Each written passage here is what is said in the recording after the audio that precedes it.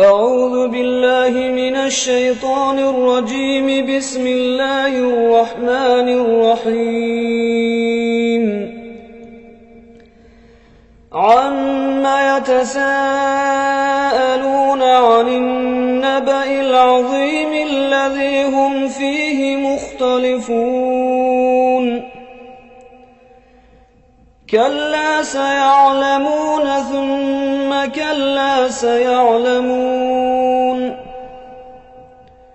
ألم نجعل الأرض مهادا والجبال أوتادا وخلقناكم أزواجا وجعلنا نومكم سباتا وجعلنا الليل لباسا وجعلنا النهار معاشا وبنينا فوقكم سبعا شدادا وجعلنا سراجا وهاجا وأنزلنا من المعصرات ماء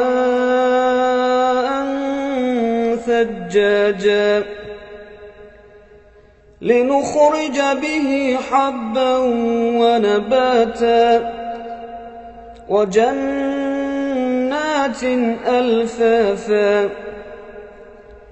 إن يوم الفصل كان ميقاتا يوم ينفخ في الصور فتأتون أفواجا وفتحت السماء فكانت أبوابا وسيرت الجبال فكانت سرابا. إن جهنم كانت مرصادا للطاغين مآبا لابثين فيها أحقابا لا يذوقون فيها بردا ولا شرابا إلا حميما وغساقا جزاء وفاقا.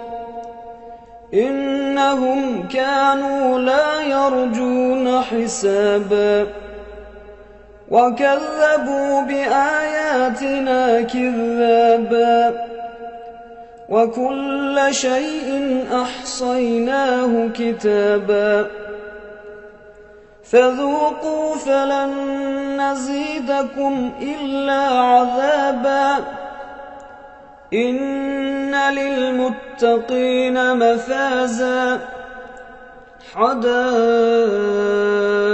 وأعنابا وكواعب أترابا وكأسا دهاقا لا يسمعون فيها لغوا ولا كذابا جزاء من ربك عطاء حسابا. رب السماوات والأرض وما بينهما الرحمن لا يملكون منه خطابا. يوم يقوم الروح والملائكة صفا لا يتكلمون إلا من أذن له الرحمن وقال صوابا. ذلك اليوم الحق فمن شاء اتخذ إلى ربه مآبا. إنا أنذرناكم عذابا قريبا يوم ينظر المرء ما قدمت يداه ويقول الكافر يا ليتني كنت ترابا. صدق الله العظيم.